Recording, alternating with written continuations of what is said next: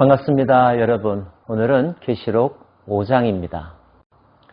4장에서 주님은 요한에게 앞으로 일어날 일에 대해서 한 장면을 보여주셨는데, 그것은 창조주 하나님이 세세토록 영광과 존귀와 찬양을 받으시는 장면이었습니다. 또 하나의 장면이 5장에 이어지고 있는데요. 내가 봄에 보좌에 앉으신 이의 오른손에 두루마리가 있으니 안팎으로 썼고 7 인으로 봉하였더라. 또 봄에 힘있는 천사가 큰 음성으로 외치기를 누가 그 두루마리를 펴며 그 인을 떼기에 합당하냐 하나 하늘 위에나 땅 위에나 땅 아래 능히 그 두루마리를 펴거나 보거나 할 자가 없더라. 그 두루마리를 펴거나 보거나 하기에 합당한 자가 보이지 아니하기로 내가 크게 울었더니, 보좌에 앉으신 분의 오른손에 두루마리가 있었는데 7 인으로 봉하여져 있었다고 합니다. 두루마리의 구체적인 내용, 현재로서는 잘 알 수가 없습니다. 다만 7번이나 봉인되어 있다, 7 인으로 봉인되어 있다라는 것으로 봐서 매우 중요하고 비밀스러운 책이라는 것을 알 수가 있죠. 아무나 그것을 열 수는 없었습니다. 천사도 말을 하죠. 누가 이 봉인을 뗄 수 있느냐? 봉인을 뗄 수 있는 자격이 있는 이가 누구겠느냐? 요한이 아무리 생각해도 어디에도 그 봉인을 뗄 만한 자가 없었다는 생각이 들어서 슬피 울었다고 기록되어 있습니다. 요한이 운 것으로 봐서 그 봉인은 떼어져야만 하는 것이고, 떼어진 그 봉인의 내용, 또 그것이 봉인되는 그 모든 것은 요한과 인간들에게 꼭 필요한 것, 유익한 것이 아닐까 추측해 봅니다. 요한이 실망하여 울고 있을 때 장로 중에 한 사람이 내게 말하되 울지 말라. 유다 지파의 사자 다윗의 뿌리가 이겼으니 그 두루마리와 그 7 인을 떼시리라 하더라. 장로는 뗄 수 있는 자가 있다고 말해주고 있습니다. 궁금했겠죠. 도대체 그는 어떤 이이길래 이 봉인을 뗄 수 있을까? 장로는 2가지 사실을 말합니다. 그것을 뗄 수 있는 자는 다윗의 뿌리에서 난 자다, 다윗의 자손이다, 이런 뜻이고요. 그가 그것을 뗄 수 있는 자격을 갖춘 이유는 그가 이기었기 때문이다. 영적 싸움, 영적 전쟁에서 승리했기 때문에 그에게 그런 자격이 주어졌다라고 말하고 있습니다. 이기는 자에게 권한이 주어진다는 것. 우리 모두는 패배자가 아니라 승리자가 되어야 하겠죠? 자, 그 다음 장면은 구체적으로 다윗의 뿌리가 누구인지를 보여주고 있는데요. 내가 또 보니 보좌와 내 생물과 장로들 사이에 한 어린 양이 서 있는데 일찍이 죽임을 당한 것 같더라. 그에게 7 뿔과 7 눈이 있으니 그 눈들은 온 땅에 보내심을 받은 하나님의 7 영이더라. 그 어린 양이 나와서 보좌에 앉으신 이의 오른손에서 두루마리를 취하시니라. 죽은 것 같았던 어린 양이 있었는데 그 어린 양이 나와서 보좌에 앉으신 이로부터 두루마리를 넘겨받았다는 것입니다. 그렇다면 다윗의 뿌리는 어린 양인 것이죠. 그 두루마리를 취하심에 내 생물과 24 장로들이 그 어린 양 앞에 엎드려 각각 검은고와 향이 가득한 금 대접을 가졌으니 이 향은 성도의 기도들이라. 어린 양이 두루마리를 넘겨받는 순간 내 생물과 장로들이 그 어린 양 앞에 엎드렸다고 했습니다. 4장에서는 보좌에 앉으신 이에게 엎드리고 그분을 찬양했었는데 5장에서는 어린 양에게 최고의 경의를 표하고 있습니다. 스팟라이트가 보좌에 앉으신 이로부터 어린 양에게로 옮겨지는 것을 느낄 수가 있죠. 그리고 그들은 찬양합니다. 새로운 노래를 부릅니다. 그들이 새 노래를 불러 이르되 두루마리를 가지시고 그 인봉을 떼기에 합당하시도다.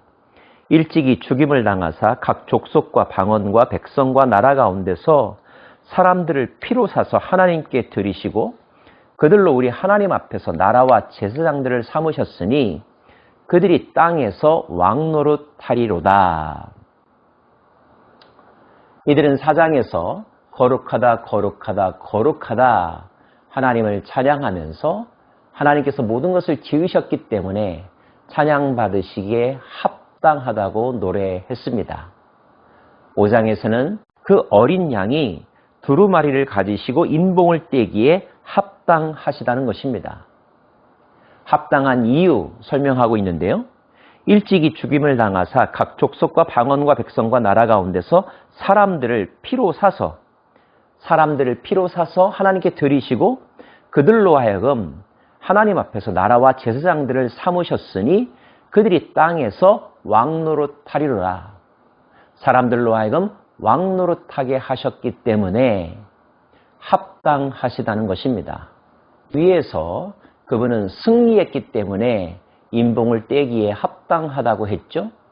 승리의 내용은 무엇일까요?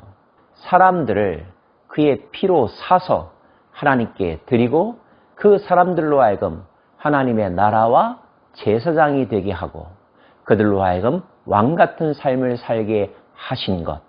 이것이 승리의 내용이라는 것이죠. 이 일을 이루셨기 때문에 그 어린 양은 두루마리의 인봉을 떼기에 합당하다. 그럴 만한 충분한 자격이 있다라고 노래하고 있는 것입니다. 또 내가 보고 들음에 보좌와 생물들과 장로들을 둘러선 많은 천사의 음성이 있으니 그 수가 만만이요 천천이라. 큰 음성으로 이르되 죽임을 당하신 어린 양은 능력과 부와 지혜와 힘과 존귀와 영광과 찬송을 받으시기에 합당하도다.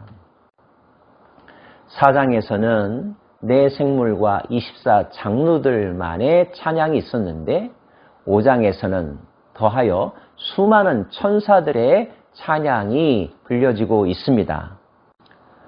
4장이 어떤 공연의 1막이라고 한다면 5장은 2막에 해당이 되는데 1막의 주인공은 창조주 하나님이시고 2막의 주인공은 죽임당한 어린 양이라는 것을 알 수가 있습니다. 그리고 그 어린 양은 다윗의 뿌리에서 난 자이며 우리는 이미 그 어린 양이 예수 그리스도라는 사실도 알고 있죠. 예수께서 행하신 일은 죽임당하사 그의 피로 우리들을 사서 하나님께 드리고 우리로 하여금 하나님의 나라 백성, 하나님 나라의 제사장이 되게 하셨고 왕같은 삶을 살게 하셨다는 것.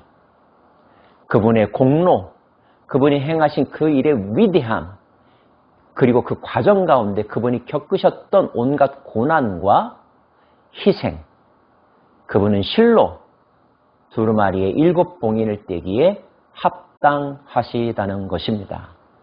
그분의 은혜를 누구보다도 많이 누리고 있는 저와 여러분, 이 천군 천사들의 노랫소리에 동의하시죠? 그들만 노래하게 할 뿐만 아니라 우리도 그 찬양에 입을 보태야 할 것입니다. 마지막 장은 4장과 5장의 피날레라고 볼 수가 있는데요. 또 내가 들으니 하늘 위에와 땅 위에와 땅 아래와 바다 위에와 또 그 가운데 모든 피조물이 이르되 보좌에 앉으신 이와 하나님이죠. 어린 양에게 예수님이죠. 찬송과 존귀와 영광과 권능을 세세토록 돌릴지어다 하니 내 생물이 이르되 아멘 하고 장로들은 엎드려 경배하더라. 결국 이 장면의 마지막은 하나님과 예수님이 모든 피조물들로부터 찬양과 경배와 영광을 받으시는 장면입니다. 이것이 마땅히 일어날, 곧 일어날 일이라고 요한에게 보여주고 있는 거죠. 요한이 이 환상을 볼 때만 해도 이 세상 가운데는 예수의 생애, 예수의 죽음, 예수의 가르침, 알고 믿는 자보다는 모르고 거부하는 자들이 훨씬 더 많았다는 사실. 뿐만 아니라 그 예수를 믿는 자들이 더욱더 입지가 좁아지고 박해받고 있었다는 사실. 하나님을 거부하고 하나님 이외의 우상을 신으로 섬기는 사람들이 훨씬 더 많았다는 사실.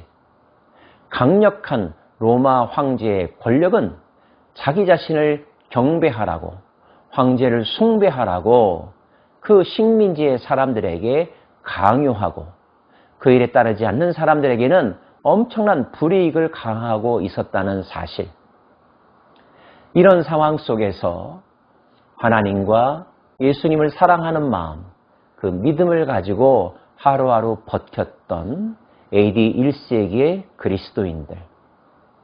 그 그리스도인들에게 이 환상과 계시가 얼마나 큰 용기가 되었을까요? 그들이 포기하지 않는다면, 그들이 끝까지 기다린다면 그들이 최후의 승리자가 될 것이며 그들의 선택과 그들의 믿음이 옳다라는 것을 확인하게 될 것이라고 요한을 통하여 보여주고 있는 것이죠. 가끔 자신의 신앙생활에 대하여 그리고 기독교의 미래에 대하여 고민스럽거나 회의가 될 때가 있으십니까? 그런 분들에게 요한이 보았던 4장과 5장의 환상과 계시가 체험되어지기를 소망합니다. 그런 체험을 위해서 뭔가 신비한 것을 또다시 구할 필요는 없습니다. 이미 하나님께서 요한을 통하여 보여주시지 않았습니까? 우리에게는 이 날이 반드시 올 것이라고 하는 믿음이 필요한 것이죠. 의인은 믿음으로 사는 것이며 믿음은 끝내 승리의 열매를 우리들에게 가져다 줄 것입니다. 그 자리에 함께 서는 저와 여러분 되기를 간절히 소망합니다. 기도하겠습니다.